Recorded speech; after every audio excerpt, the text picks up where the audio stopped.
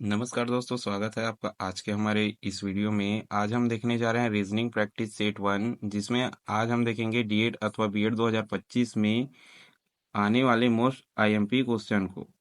तो देखिए, पहला क्वेश्चन आपके सामने है। क्वेश्चन क्या कहता है, दिए गए विकल्पों में से संबंधित संख्या का चयन कीजिए। संख्या दिया है 21:36, समानुपात 13, अनुपात क्वेश्चन मार्क, और नीचे 4 ऑप्शन है 23, 24, 20, 22। इन्हीं 4 ऑप्शन में से एक ऑप्शन जो है वो सही है। हमें इसी में से कोई एक ऑप्शन चुन के बताना है। तो सबसे पहले दोस्तों हम ये देखेंगे कि ये क्वेश्चन जो है वो रीजनिंग के किस पार्ट से आता है। ये है दोस्तों, रीजनिंग में एक टॉपिक होता है समदृश्यता, उसमें का क्वेश्चन है जिसमें हमें सिमिलर देख के बताना होता है कि बाकी दो संख्या कैसी बनी है, और फिर तीसरे संख्या से हमें एक चौथा संख्या बनाना होता है। यदि आप नहीं जानते कि समदृश्यता का क्वेश्चन कैसे हल किया जाता है, तो हमारे चैनल में रीजनिंग का पूरे टॉपिक का एक प्लेलिस्ट है, आप उसे जाकर देखो, फिर आपको ये क्वेश्चन समझ में आ जाएगा। फिलहाल हम देखते हैं कि इस क्वेश्चन को कैसे हल करेंगे। देखिए, दो संख्या दिया हुआ है 21 और 36, तो हमें सबसे पहले ये पता लगाना होगा कि 21 से 36 कैसे बने। तो मान लो यदि मैं 21 का 2 से गुना करता हूँ, तो 21 दूना कितना हो जाएगा 42, और 42 में अगर मैं 6 माइनस करता हूँ तो हो जाएगा 36। अब ठीक उसी प्रकार 13 को हम 2 से गुना करेंगे तो कितना आ जाएगा, 13 दूनी 26, और 26 में अगर हम 6 माइनस करेंगे तो कितना आएगा 20। तो देखो किस ऑप्शन में 20 दिया हुआ है, ऑप्शन नंबर सी में 20 दिया हुआ है, तो ऑप्शन नंबर सी इसका हो जाएगा राइट आंसर।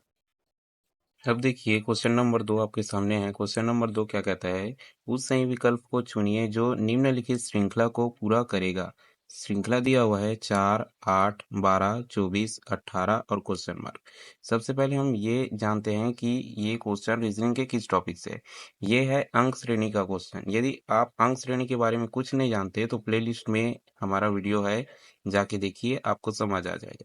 अब हमें सबसे पहले कॉमन संख्या देखना है कि 4 से 8 कैसे बना, 8 से 12 कैसे बना, 12 से 24 और 24 से 18 कैसे बना। उसके बाद हम 18 के बाद आने वाले पद को हम आसानी से ज्ञात कर सकेंगे।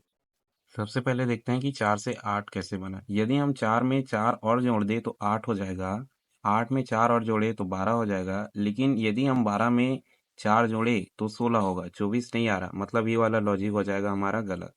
अब देखिए, अगर 4 को हम 2 से गुणा करें तो 8 आ जाता है, 12 को अगर हम 2 से गुणा करें तो 24 आ जाता है, तो 18 को अगर हम 2 से गुणा करें तो कितना आएगा, 18 दूनी 36। तो अब ऑप्शन में देखिए कि 36 क्या कोई ऑप्शन में दिया हुआ है। हाँ, ऑप्शन नंबर ए 36 दिया हुआ है, तो ऑप्शन नंबर ए 36 इसका हो जाएगा सही आंसर।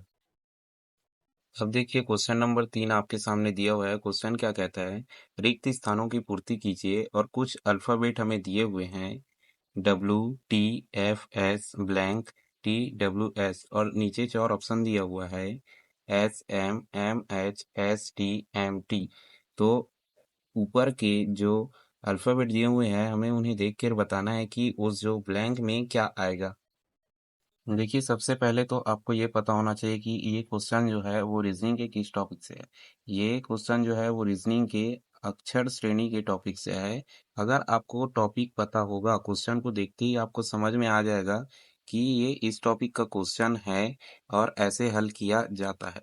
तो देखिए, अक्षर श्रेणी में क्या होता है, हम सबसे पहले उसमें देखते हैं कि किस रूल को वो फॉलो कर रहा है, फिर हम उसी के अनुसार उसको हल करते हैं। तो यहाँ देखिए, WTF ब्लैंक TWS, हमें ये समझ नहीं आ रहा, कुछ भी समझ नहीं आ रहा कि ये किस रूल को फॉलो कर रहा है। लेकिन यदि आप ध्यान से देखें तो समझ में आ जाएगा। मान लो कि W का मतलब वेडनेसडे है, T का मतलब थर्सडे है, F का मतलब फ्राइडे है, और S का मतलब सैटरडे है, और उसके बाद ब्लैंक है। तो सैटरडे के बाद क्या आता है, संडे, संडे के बाद क्या आ जाएगा, मंडे, मंडे के बाद क्या आ जाएगा, ट्यूसडे, ट्यूसडे के बाद क्या आएगा, वेटनसडे, वेटनसडे के बाद क्या आ जाएगा, थर्सडे। तो अगर हम ऐसा माने तो क्या है, ये वीक के डेज का जो है वो पहला अक्षर है। तो यही हमारा सही लॉजिक हमें पता चल रहा है। तो हम ब्लैंक में क्या आया था हमारा, संडे और मंडे। तो देखिए एस और एम किस ऑप्शन में है, तो ऑप्शन नंबर ए में हमें एस और एम दिखाई दे रहा है, तो यही इसका हो जाएगा सही आंसर।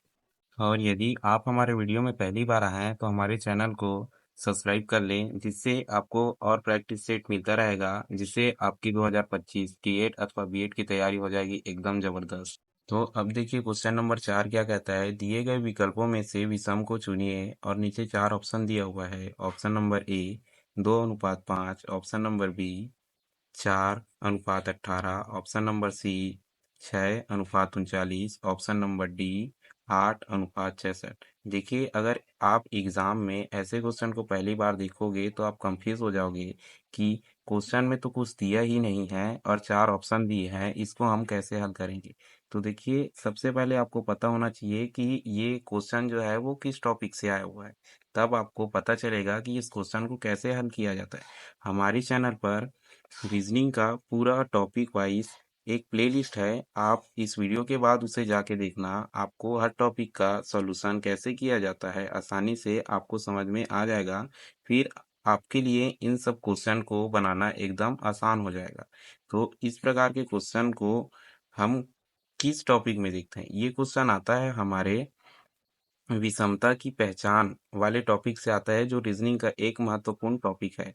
तो उसमें इसी प्रकार 4 ऑप्शन दिए होते हैं और हमें बताना ये होता है कि देखिए बताना ये होता है कि बाकी 3 जो हैं वो एक किसी विशेष नियम को फॉलो कर रहे होंगे और एक जो है वो उस नियम को तोड़ रहा होता है, मतलब वो फॉलो नहीं करता। तो वही चीज को हम विषम बोलते हैं और उसी को हमें पहचान के बताना है कि एक जो कौन सा है वो उस नियम को फॉलो नहीं करता। तो देखिए सबसे पहले हम देखेंगे 2 से 5 कैसे बना।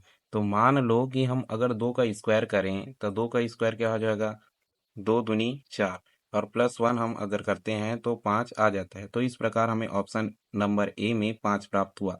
तो अब हम बी को देखें, यदि हम 4 का स्क्वायर करें तो 4 चौक 16 और उसमें 2 प्लस करें तो 18 आ गया। चलो ये भी फॉलो करता है। अब ऑप्शन नंबर 3 देखो या सी 6 छक्के 36 और 36 में अगर हम 3 प्लस करें तो 39। अब ऑप्शन नंबर डी देखो 8 आठी आठी 64 और उसमें अगर हम 2 प्लस करें तब 66 आता है। अब इसमें देखो ऑप्शन नंबर ए मतलब उसमें हम +1 किए हैं, ऑप्शन नंबर बी में हम +2 किए हैं, ऑप्शन नंबर सी में हम +3 किए हैं। तो हमें ऑप्शन नंबर 4 मतलब डी में हमें 4 प्लस करना था, लेकिन ये सिर्फ 2 प्लस हो रहा है तब 66 आ रहा है। तो ये हमारे रूल को तोड़ रहा है, तो ये ऑड हो जाएगा और विषम हो जाएगा। तो इसका सही आंसर हो जाएगा ऑप्शन नंबर डी। अब देखिए क्वेश्चन नंबर 5 क्या कहता है, एक निश्चित कूट भाषा में CUP को DAO लिखा जाता है और RAN को SEM लिखा जाता है, तो उसी कूट भाषा में BAD को किस प्रकार लिखा जाएगा। और नीचे 4 ऑप्शन है COC CEC CES COD। तो देखिए सबसे पहले हम इसको यहाँ ऐसे लिख लेंगे बराबर में, जिसको जो लिखा जाता है उसके बाद हम इसका लॉजिक समझने की कोशिश करेंगे। तो देखिए यहाँ CUP बराबर DAO, RAN बराबर SEM और BAD बराबर क्वेश्चन मार्क है। तो अब हम पता करेंगे कि लॉजिक क्या है। अब देखिए फर्स्ट नंबर में यदि हम C से एक कदम आगे जाते हैं तो D आता है और P से एक कदम पीछे आते हैं तो ओ आता है, लेकिन यू और ए के बीच में क्या संबंध है हमें समझ नहीं आ रहा। ठीक उसी प्रकार दूसरा में देखो, आर से अगर हम एक कदम आगे जाते हैं तो एस आता है और एन से अगर हम एक कदम पीछे आते हैं तो एम आता है। ठीक उसी प्रकार बी ए डी को देखिए, जब हम बी में एक कदम आगे जाते हैं तो सी आ जाता है और बीच को अभी छोड़ दे रहो। यदि हम डी में एक कदम पीछे जाते हैं तो फिर सी आ जाता है और बीच हो जाता है ब्लैंक। अब हम देखेंगे कि दोनों अक्षर में देखो ऊपर का जो दिया हुआ है वो दोनों अक्षर जो है एक वॉवेल है या स्वर है। तो हो सकता है कि ये स्वर की श्रेणी से रिलेशन रखता है। तो अब हम देखते हैं कि स्वर क्या क्या होता है। तो इंग्लिश अल्फ़ाबेट में हमारे पास 5 स्वर होते हैं ए, ई, आई, ओ, यू। तो अब पहला अक्षर में देखो यू से ए कैसे बना। यदि हम यू में +1 करें तो ए आ जाएगा। जैसे जेड में अगर हम +1 करें तो ए आ जाता है, ठीक उसी प्रकार स्वर की श्रेणी में अगर हम यू में +1 करें तो ए आ जाएगा। अब दूसरा अक्षर देखो, ए में अगर हम +1 करें तो ठीक उसी प्रकार ई आ जा रहा है।